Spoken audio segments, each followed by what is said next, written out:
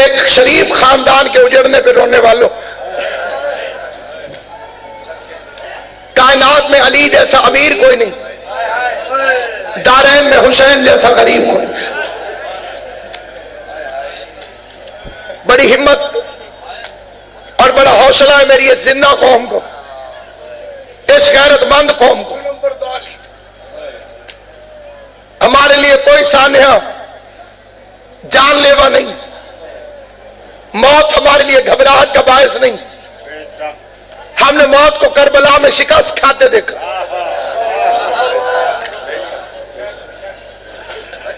سینکڑوں لاشیں گرتی ہیں، ایک فکرہ ہی سمجھنے کے لیے کافی ہے۔ ہمارے 150 لاشیں بھی ہوں، دفنانے والے 10,000 آ جاتے ہیں۔ سلام حسین کی غربت پر، 71 لاشیں اکیلا حسین۔ 2 یا 4 منٹ زحمت دینا چاہتا ہوں اور قبلہ کو ممبر دینا۔ عزاداران امام مظلوم علی ولی اللہ کے دشمنوں نے علی کے بیٹے پر وہ ظلم کیے، کائنات میں جس کی مثال کوئی نہیں ملتی۔ امام صادق فرماتے 36 ملکوں کی فوج تھی جس نے میرے ایک قریب دادا حسین کو قتل کی۔ فرامین میں معصومین کے پڑھنے لگا ہوں جو رونے کی نیت سے اس وقت بیٹھا ہوا ہے رات۔ 36 ملکوں کی فوج تھی جس نے میرے قریب بابا حسین کو قتل کیا۔ امام باقر اپنی انگوٹھی کو دیکھ کے روتے تھے۔ بندوں نے پوچھا مولا انگوٹھی کو دیکھ کے کیوں روتے ہیں؟ فرمایا میرے غریب دادا کے جسم پر اس انگوٹھی کے نگینے جتنی جگہ نہ تھی جہاں تیروں میں تیر نہ لگے ہوں۔ اجرکم علی اللہ، اجرکم علی اللہ، جعلکم اللہ من الباقین۔ جہاں نیزوں میں نیزے نہ لگے ہوں، جہاں برچھیوں میں برچھیاں نہ لگی، پورے ملک کا مجمع میرے سامنے، سادات الزام سید کے سراہ سے میرے سامنے، نبی شادی جنگ پور سے بڑے توجہ چاہتے ہوئے چاند پھیکڑے آج کرنا چاہتا ہوں۔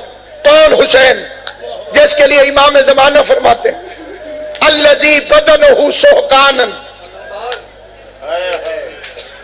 اس پر سلام جس کے لاشوں کو گھوڑوں کی ٹاپوں تلے کچلا گیا۔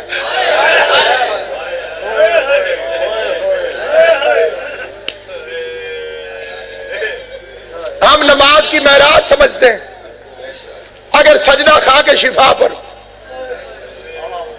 اسے کہتے ہیں مہر تربت، حسین کی قبر کی مٹی۔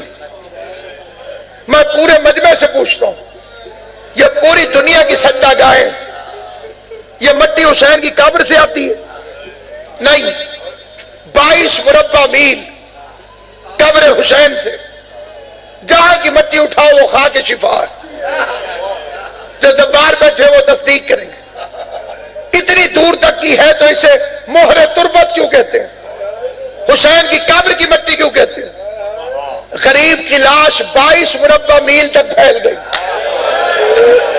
شاید رات کے اس وقت کسی چھوٹے بچے کو سمجھ نہ آئے، لیکن جتنے بزرگ ہیں انہیں میری بات سمجھ میں آئی۔ کوئی بندہ سوچ سکتا ہے 22 مربع میل تک ایک لاش کیسے پھیل سکتی ہے؟ لاش حسین پر قتل کے بعد گھوڑے دوڑائے گئے۔ جب گھوڑے دوڑتے تھے تو گوشت کے ٹکڑے گھوڑوں کے سموں میں پھنستے جاتے تھے۔ جہاں تک گھوڑے دوڑتے تھے وہاں تک قریب کے جسم کا گوشت پھیلتا جاتا تھا۔ کوئی کالے برقعے والی بیوی تھی جس کے ہاتھ ٹوٹی ہوئی پسلیوں میں تھے، وہ بار بار گھوڑوں کے سموں سے گوشت کے ٹکڑے اپنی چادر میں چمتی جاتی تھی، رو رو کے کہتی تھی واہ غریبا، واہ مظلومہ، واہ حسینہ۔ ایک ماں ہے کربلا کے میدان میں جو اپنے غریب حسین کے لاشے کے ٹکڑے اکٹھے کرتی رہی۔ عزاداران امام مظلوم 36 ملکوں کی فوج، ایک غریب کا لاشا۔ علامہ حسین بگجارا کا ایک عظیم فکر ہے، وہ فرماتے رہے کہ حسین ابن علی کو اور غریب زہرا کے خیموں کو ڈاکوؤں نے نہیں فوجوں نے لوٹا۔ بندوں نے پوچھا قبلہ ڈاکو اور فوجوں کے لوٹنے میں کیا فرق ہے؟ فرمایا ڈاکو ڈر ڈر کے لوٹتا ہے، کوئی چھڑانے والا نہ آ جائے، فوجیوں کو ڈاری کوئی نہیں ہوتا، کوئی غریب کے نالین اتار گیا، کوئی غریب کی ابا اتار گیا، کوئی حسین کی قبا اتار گیا۔ ایک ملعون ہے جس کا نام ہے بجدل ابن سلیم، پوری زندگی کا ایک اصول یاد رکھنا، حسین کے کسی قاتل کا کبھی تمہارے سامنے نام آئے اس پر لعنت ضرور بھیجو۔ اس ملعون کا نام ہے بجدل ابن سلیم۔ رات کے اس وقت جھولی پھیلا کے بیٹھ لو، کوئی دعا ہو کوئی منت ہو دل میں رکھ کے فکر سن لو، یہ وہ بے غیرت ہے جس نے غریب کے ہاتھ سے انگوٹھی لوٹی۔ میرے شہر کا مجمع ذرا آنکھیں کھول کے میری طرف دیکھنا، یہ میری انگوٹھی ہے، یہ میں نے پہن لی۔ یہ کیوں پوری آئی ہے؟ کیونکہ میرا سائز تھا، اب یہ پہن لی ہے میں نے تو اتر بھی جائے گی۔ اس کتے نے 3 دفعہ اتارنے کی کوشش کی، حسین کے ہاتھ سے انگوٹھی نہیں اتری۔ گھروں میں جا کے سوچ رہے جو پہن لی تھی وہ اتری کیوں نہیں؟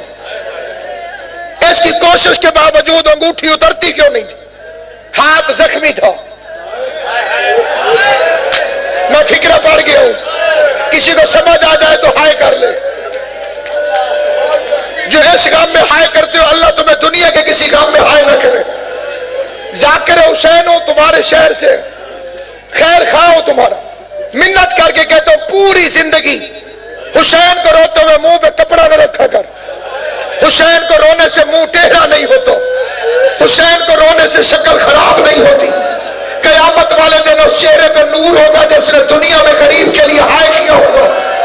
غریب کے ہاتھوں میں اتنے زخم تھے، زخموں میں ورم تھا، اس نے کئی مرتبہ کوشش کی لیکن غریب کی انگوٹھی اتری نہیں۔ پھر مجھ سے پوچھو، مجھے حضرت شاہ شمس کی کربلا کی عزت کی قسم، پھر اس بے غیرت نے میرے مظلوم امام کے ہاتھ سے انگوٹھی اتاری کیسے؟ یہ کمینہ کہیں سے 2 پتھر لے آیا، ایک پتھر پہ حسین کا ہاتھ رکھا، خنجر کو حسین کی انگلی پہ رکھا، دوسرے پتھر سے ایسا وار کیا انگوٹھی بھی لے گیا، انگلی بھی لے گیا۔ زینب لاش میں پوچھتی رہی تیری 5ویں انگلی کہاں گئی، تیرا لباس کہاں گیا، این راسو کا یا آخی، میرے بھائی تیرا سر کہاں گیا جو ماتم کر رہے ہو۔ میری بی بی نے 3 سوال کیے، این لباسوں کا، تیرا لباس کہاں ہے، این راسو کا، تیرا سر کہاں ہے، تیری 5ویں انگلی کہاں ہے؟ حسین نے جواب دیا، این رضا کے یا اختی، زینب تو بتا تیری چادر اجر کو مل اللہ۔ اس کام کے سوا کائنات کے کسی کام میں نہ رو۔ امام حسین کے پاک خالق تمہیں دنیا کے کسی کام میں نہ رو۔ عزاداران امام مظلوم گن کے 2 منٹ قبلہ کو ممبر دے رہا ہوں۔ ایک اور حرامی ہے،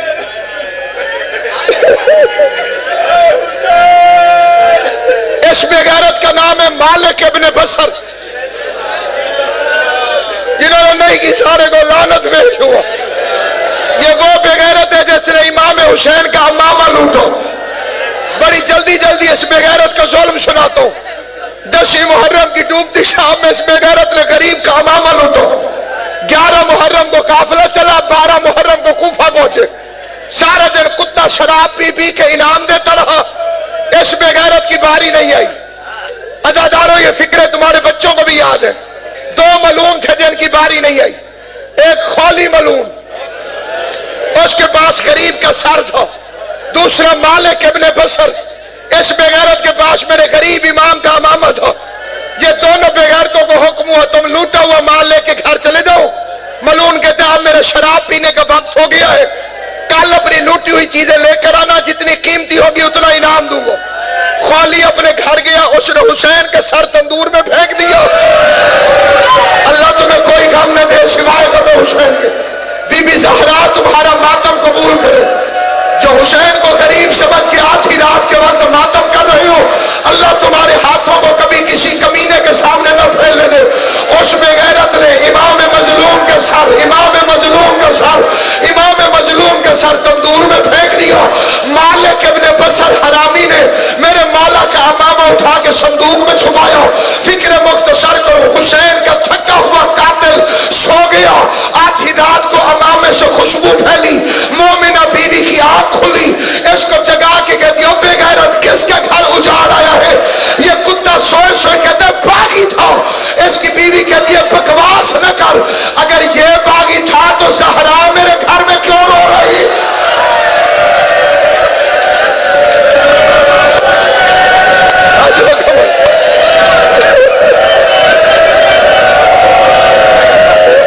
اگر یہ باغی تھا تو محمد کی بیٹی میرے گھر میں کیوں رو رہی ہے؟